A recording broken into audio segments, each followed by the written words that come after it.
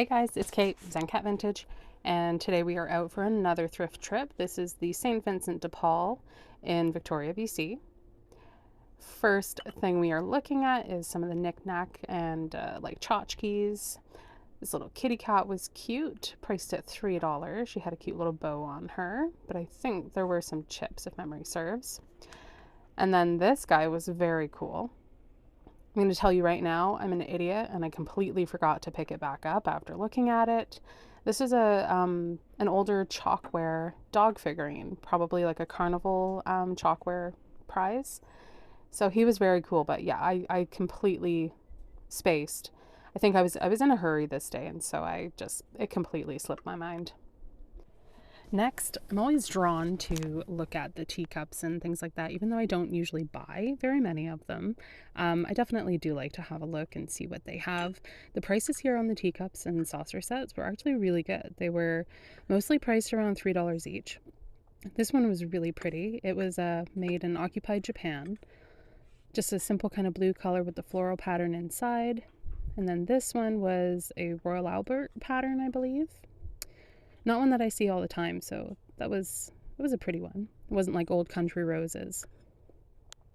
And then there's another little one here. I wasn't familiar with this brand. It was Rosina Bone China. And these were just some sort of simple newer ones.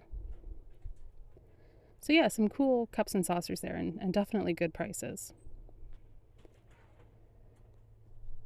I really was drawn to this pink vase. This is made in Japan. It was marked Kyoritsu. Sorry for butchering that, but really pretty pink on it. Not a ton of resale value though. And then this orange vase made in Japan with the owl on it. Absolutely love this. I did get that, and it's staying with me. I don't need a vase, but I'm keeping it. Just some other planters and plant pots there. And then on this shelf, I really liked this sugar canister. This is made in Czechoslovakia. The name on it was Yvonne. So that was kind of an interesting one. I really liked the pattern, but it was really heavily crazed. Pretty crystal dish. The spire on the top had a chip though, and it was priced at $13. Now this little piece was cool. This is by a Canadian potter called Hilborn. This is their pinch pot style. And I've come across their stuff quite a few times, but I've never seen one with the vegetable pattern printed on it, or painted on it rather. So that was kind of cool. It was only priced at $3. And then this was the Anchor Hawking, the Sereno. Comes in different colors as well. I think there's like an aquamarine and an avocado. And here is this whole basket full of kitties. This little kitty cat figurine, this is by Cherish Porcelain. I've sold their pieces before. It's another Canadian potter. Super cute, really cool, like drippy, chunky glaze on it. It was only $1. And then the rest of these guys in here were mostly all resin, but there were some really cute ones, and I did restrain myself and just ended up getting the little Cherish Porcelain one. It's a very cool, super glittery, light up Christmas tree. And then this guy was super cool. It looked like it was completely, like totally brand new. The plastic bags were still wrapped around it. And this is a Santa Claus one, not the snowman. Look at his face, super cute, right? I honestly couldn't bring myself to want to deal with shipping a big cookie jar, though. Even though it was in the box and everything, it really probably wouldn't have been too difficult to package up. And it was only priced at $5. But I feel like my window for Christmas stuff is a little narrow right now, getting so close to December. So I left him. Maybe a little bit of regret there. You can probably hear it in my voice. I'm just browsing through. This store normally has a huge amount of Christmas out, but we're still relatively early in November, so they don't have a ton out quite yet. I did like this spool of vintage ribbon. It was like plastic ribbon with like wire through it. But they do normally have a huge selection here, and I've historically done really well and found some super cool pieces. I always love a nativity set. I don't know what it is about them. I'm always drawn to them. This one kind of reminded me of like a Melissa and Doug sort of thing with the way the cutout animals were done.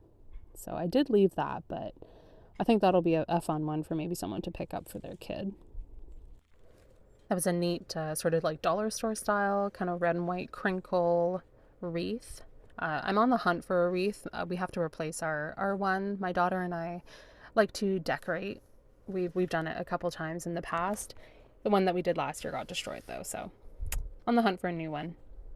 And then over in the books and magazines section were these very cool vintage Family Herald sort of newspaper magazines. Then there was this really cool Holly and Leaves. There was an old edition of the Saturday Evening Post with the, like the Norman Rockwell very famous paintings were used for the covers. These were all priced a little high for resale, but anyone who's interested in collecting ephemera, very, very cool. This was kind of a random table. They just had all sorts of things thrown on here, lots of baskets, and I was drawn to this picture of a baby. At first I thought it might be a Bessie Gutman. She's known for doing these really sweet baby portraits. She had quite a prolific career, so this one wasn't a Bessie Gutman, though. The style is a little different, and it was signed something else. I believe it was signed Coral. Then that was kind of a cool, I think it was like a Korean pose doll.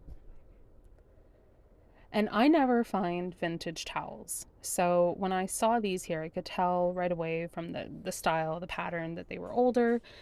So I definitely had a look to see if there was anything worth picking up for resale or anything worth keeping. They were all mostly pretty worn, but it's definitely worth checking out the vintage linens. Towels are huge. People will pay crazy good money for the really cool vintage towels.